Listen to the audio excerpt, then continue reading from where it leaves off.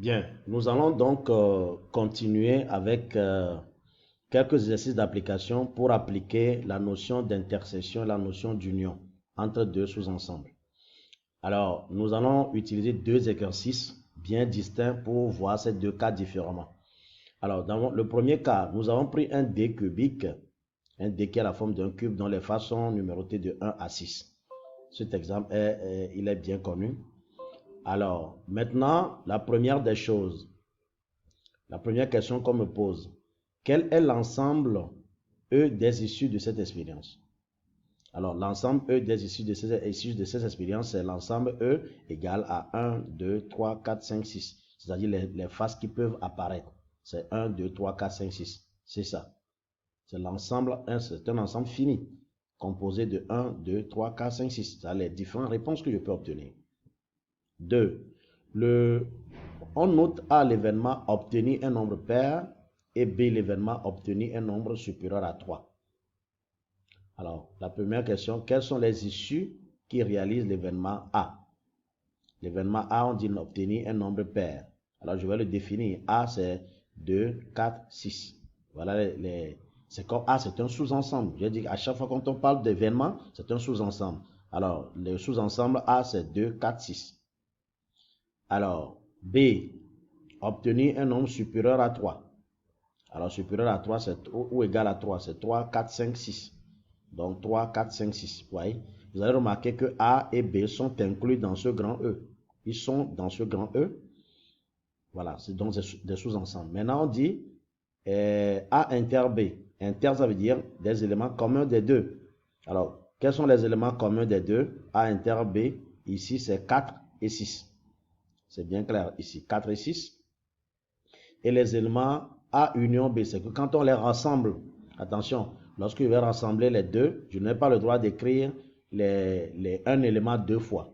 Donc ça fait 2, 3, 4, 5, 6. Voilà.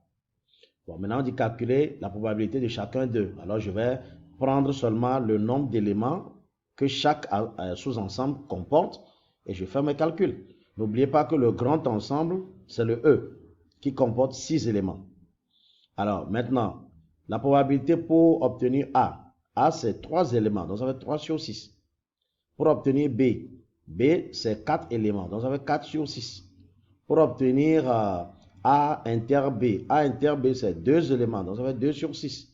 Et pour obtenir A union B. A union B, c'est 5 éléments, donc ça fait 5 sur 6. Vous voyez que dans cet exercice, j'ai utilisé directement les éléments des sous-ensembles. Hein, le nombre d'issues de chaque événement. Je dis la même chose, mais différemment. Vous voyez? Donc, voilà comment je peux, par exemple, exploiter cette notion d'intersection et l'union dans un exercice simple. Voilà. Je vais donner un second exercice dans lequel nous allons appliquer toujours les mêmes notions. Alors, voilà l'exercice. Dans une classe de 30 élèves, 20 étudient l'anglais, 15 l'espagnol, 8 les deux langues. Pour un élève donné, on note à l'événement, l'élève étudie l'anglais. Alors l'événement A, c'est ceux qui étudient l'anglais. Donc le sous-ensemble A, c'est anglais. E, l'élève étudie l'espagnol. Alors on nous demande ici que représente l'événement A inter B. A inter E plutôt.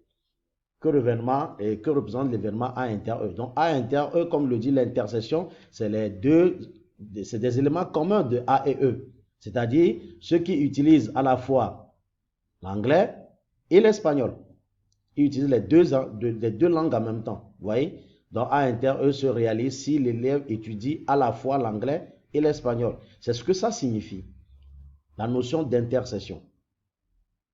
Bien. Question 2. Que représente l'événement A union B? Alors j'avais dit la dernière fois que, j'avais dit aujourd'hui que A union B, c'est quand on rassemble les deux. Donc l'élève étudie soit l'anglais ou l'espagnol. Union, ça veut dire que bon, j'additionne les deux. Donc soit c'est l'anglais ou soit c'est l'espagnol. Donc je précise ici que ce n'est pas à la fois. Hein? La différence c'est ça. C'est pas à la fois anglais et espagnol. C'est soit anglais ou soit espagnol. ou bien éventuellement les deux. D'accord? Donc, vous devez comprendre A union E comme étant un ensemble dans lequel plutôt j'ai les deux réunis.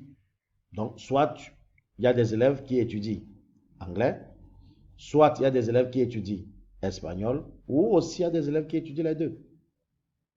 Bien. 3. Combien d'élèves n'apprennent ni l'anglais ni espagnol? Alors, pour la question 3, vous avez besoin de faire un tableau ou un diagramme. Alors, ce diagramme est appelé diagramme de Venn. Diagramme de Venn, ça s'appelle diagramme de Venn, où on peut se servir donc de ce tableau-là. Voilà, alors, qu'est-ce que j'ai fait? L'événement E, c'est ceux qui étudient espagnol.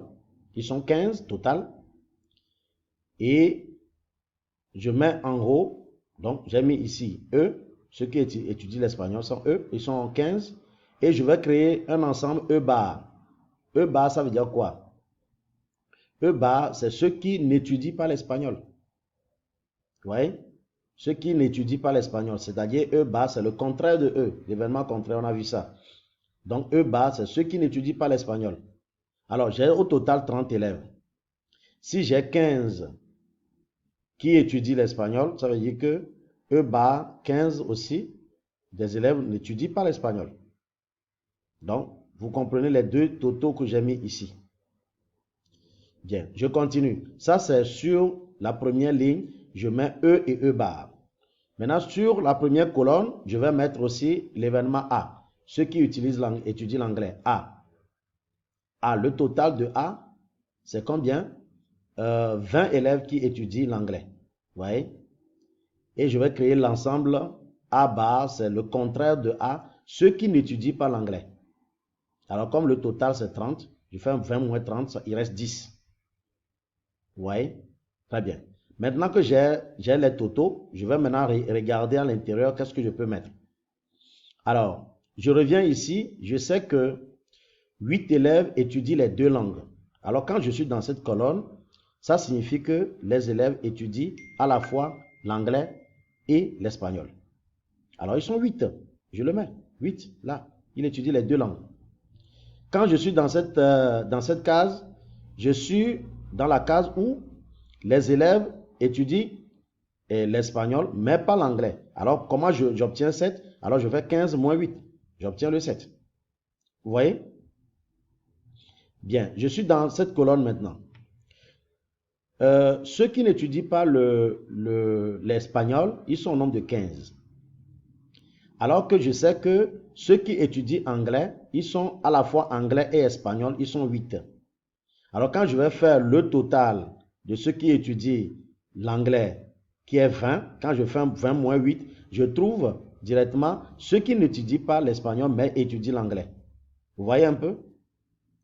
Et puis quand je vais faire la même chose, je fais ici 10 moins 7, je trouve 3. C'est ceux qui n'étudient ni espagnol ni anglais. Et à partir de ce tableau, je peux répondre facilement maintenant à ma question. Et la question c'est de savoir combien d'élèves n'étudient ni l'espagnol ni l'anglais. Alors ils sont au nombre de 3, tout simplement. Vous voyez comment le tableau est réparti? C'est très simple. Je peux faire la même chose dans un diagramme qu'on appelle diagramme de Venn. Voilà celui-ci. Je sais dans mon premier ensemble qu'il y a 20 élèves qui étudient anglais. Et puis, il y a 15 élèves qui étudient espagnol. Et puis, il y a 8 élèves qui étudient les deux. Alors, je vais faire le diagramme. Je mets les deux. Là, c'est l'intersection. Je mets les deux 8 ici. Et puis, je fais 15 moins 8. Je fais 20 plutôt. 20 moins 8, je trouve 12. Ceux qui étudient seulement que l'anglais. Et puis, je fais 15 moins 8, je trouve 7. Ceux qui utilisent uniquement que l'espagnol. Voilà. Et il y a 3 qui n'utilisent ni l'anglais ni l'espagnol. Comment j'ai trouvé 3? Parce que je sais que l'effectif total c'est 30. Alors je fais la somme de tout ça. Donc 12 plus 8, 20. 20 plus 7, 27. 30 moins 27, 3. Donc voilà comment je peux procéder pour déduire tout ce qu'on me demande de calculer. Vous voyez? Voilà. Alors maintenant ici, on dit combien d'élèves, on dit quelle est la probabilité de l'événement contraire de A. Alors, contraire de A, soit j'utilise le tableau là, c'est-à-dire tout ce qui n'est pas A. Donc, j'utilise ce tableau ou j'utilise aussi le diagramme, comme je veux. Alors, le contraire de A, quel est l'événement contraire de A? Donc, ça veut dire que les élèves n'étudient pas l'anglais. Ceux qui n'étudient pas l'anglais, ils sont au nombre de 10.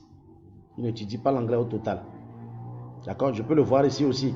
Ceux qui n'étudient pas l'anglais, c'est ceux qui utilisent uniquement espagnol, plus ceux qui n'utilisent ni espagnol ni l'anglais. Ça fait 7. Je peux lire ici dans le diagramme ou directement donc, dans ce tableau. C'est simple. D'accord? Voilà. Voilà un peu ce que je peux partager avec vous sur la notion de probabilité. C'est fini. Il n'y a pas d'autre chose à faire. C'est tout ce que nous devons faire normalement. Je vous remercie pour votre aimable attention.